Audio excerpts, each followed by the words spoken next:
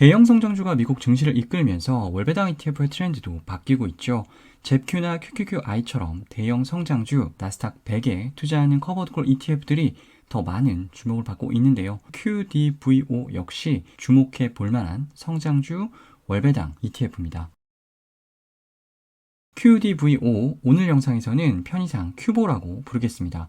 큐보를 관심 있게 보는 이유의 구할은요, 디보 때문입니다. 디보는 쟁쟁한 커버드콜 ETF가 많은 미국 ETF 시장에서도요, 차별화된 전략으로 큰 인기를 얻고 있죠. 코덱스가 디보와 동일 전략의 ETF를 국내에도 출시하면서 국내 투자자분들에게도 인지도가 높은 ETF가 바로 디보입니다. 큐보를 한 줄로 정의하면요, 디보의 성장주 버전입니다. 디보의 동생이라고도 할 수 있을 것 같고요. 잽피, 잽큐의 관계가 디보, 큐보의 관계라고 보시면 될 것 같아요. 상장한 지 이제 고작 1년 된 액티브 ETF이고요. 운용 규모나 거래량도 작습니다. 일반적인 액티브 ETF였다면 섣불리 소개해드리기 조심스러웠을 것 같아요. 그런데요, 기본적인 운용 전략은 이미 검증된 디보와 동일하고요. 상장 이후 성과도 훌륭합니다. 관심 있게 지켜봐도 괜찮은 ETF라고 판단이 들어서 소개해드려 볼까 합니다.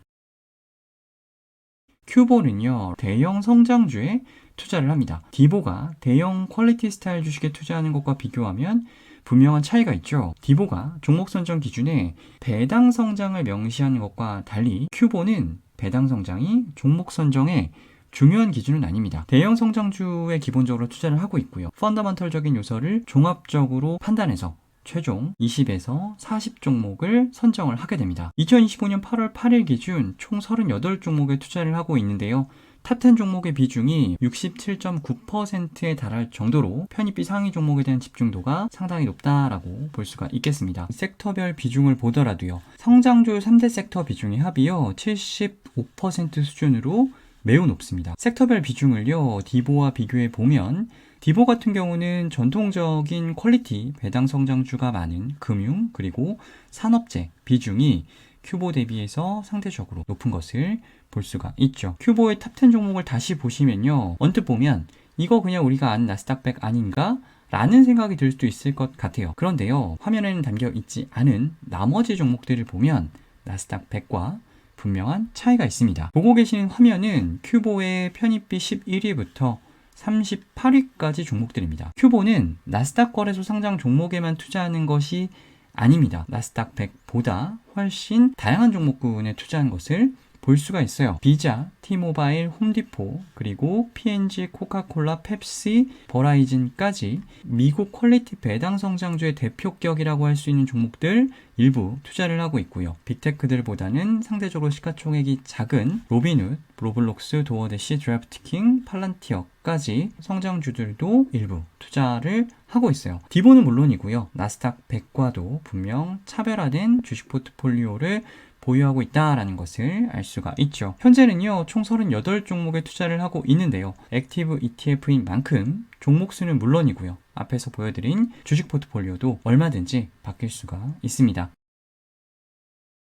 커버드콜 ETF인 만큼 콜옵션을 매도를 해요. 옵션 매도를 통해서 인컴을 확보하고요. 포트폴리오 안정성도 높일 수가 있습니다. 이미 잘 알려진 커버드콜 ETF들은요, S&P 500이나 나스닥 100 같은 지수 옵션을 매도를 합니다. 그런데 큐보는요, 디보의 동생이지 않습니까? 디보와 마찬가지로 개별 종목 콜옵션을 매도를 합니다. 그렇다고요, 아무 종목이나 매도하는 것은 당연히 아니겠죠. 보유한 주식과 동일한 기초자산의 콜옵션을 선별적으로 매도를 합니다. 어떤 종목을 매도를 하는지는 투자 설명서에 명확하게 밝히고 있지는 않아요. 변동성이 급증해서 옵션 프리미엄이 커진 종목이거나 아니면 매니저가 판단했을 때 단기적으로 주가 급등 가능성이 크지 않은 종목들의 콜옵션을 매도할 가능성이 매우 높겠죠. 옵션 전략에 대해서 보다 자세히 살펴보면요, 옵션의 만기는 1개월 이내이고요. 옵션의 행사가는 현재가보다 행사가가 5에서 6% 높은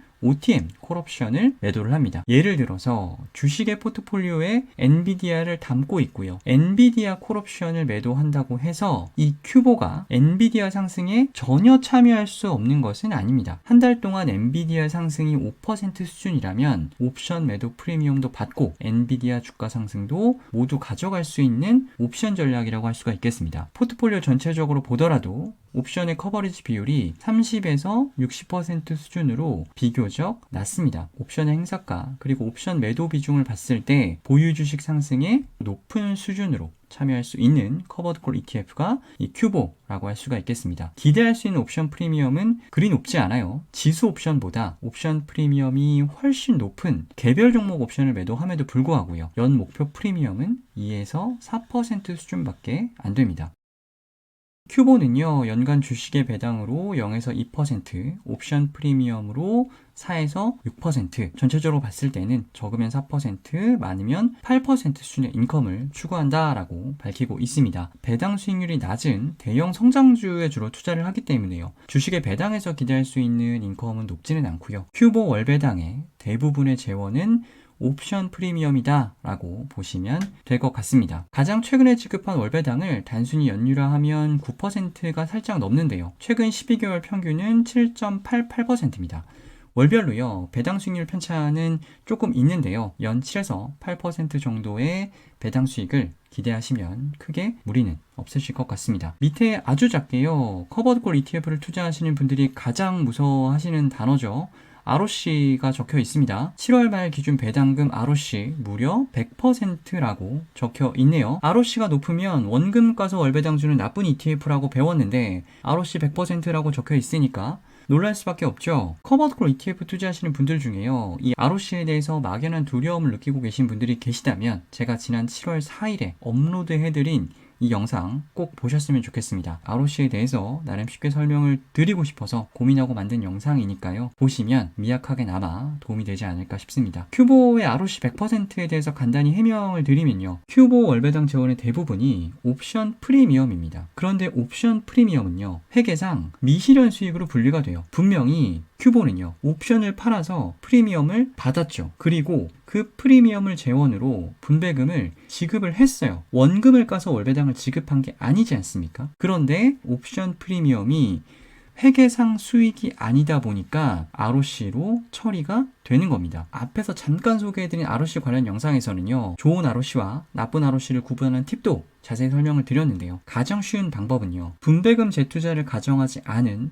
프라이스 리턴 추이를 보시면 돼요. 나부가 우하향하지 않고 안정적으로 유지된다면 ROC 걱정하실 필요가 없습니다. 큐보의 상장 이후 프라이스 리턴이 14.69%입니다. 굴곡은 당연히 있지만 상장 이후 상승한 것을 볼 수가 있죠. 조금 놀라운 것이 바로 이 부분인데요. 상승이 제한되는 커버드콜 ETF의 특성상 대부분의 커버드콜 ETF의 프라이스 리턴은요, 4월 급락 이후에 고점을 회복을 못했습니다. 그런데 보시면요, 큐보는 4월 급락 이후 고점을 회복을 했죠. 엄청난 회복력을 보여준 거라고 보시면 될 것 같고요. 큐보의 기본적인 옵션 전략이요, 상승에 비교적 높은 수준으로 참여할 수 있는 데다가 급락장에서 기민하게 대응할 수 있는 액티브 전략의 장점이 더해져서 만들어진 결과라고 볼 수가 있겠습니다. 아직 상장한 지 1년밖에 되지 않았기 때문에요, 더 두고 볼 필요는 분명히 있습니다. 하지만 조심스럽게 말씀드리면 큐보, ROC 걱정하지 않으셔도 될 것 같습니다. 연초 이후 큐보와 QQQ의 토탈 리턴인데요. 커버드콜 ETF인 큐보가요, 나스닥 100보다 오히려 성과가 좋습니다. 같은 기간 QQQI, GPIQ, ZQ보다 성과가 월등히 좋죠. 큐보가 가장 좋습니다. 이 말씀을 드리려는 것은 당연히 아니고요. 큐보 역시나 성장주 커버드콜 ETF라고 할 수 있지만 ZQ와는 성격이 많이 다릅니다. ZQ가 성장보다는 변동성 완화, 인컴에 초점이 맞춰진 커버드콜 ETF라면 큐보 같은 경우는 인컴보다는 성장에 초점이 맞춰있는 커버드콜 ETF라고 볼 수가 있겠습니다. 변동성을 비교해보면 QQQ가 가장 높고요, 큐보가 그 다음에 위치하게 됩니다. QQQI와 GPIQ가 비슷한 수준이고요.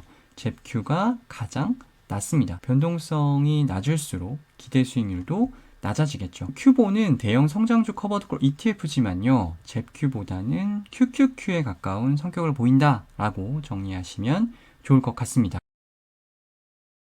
큐보는 디보의 대형 성장주 버전입니다.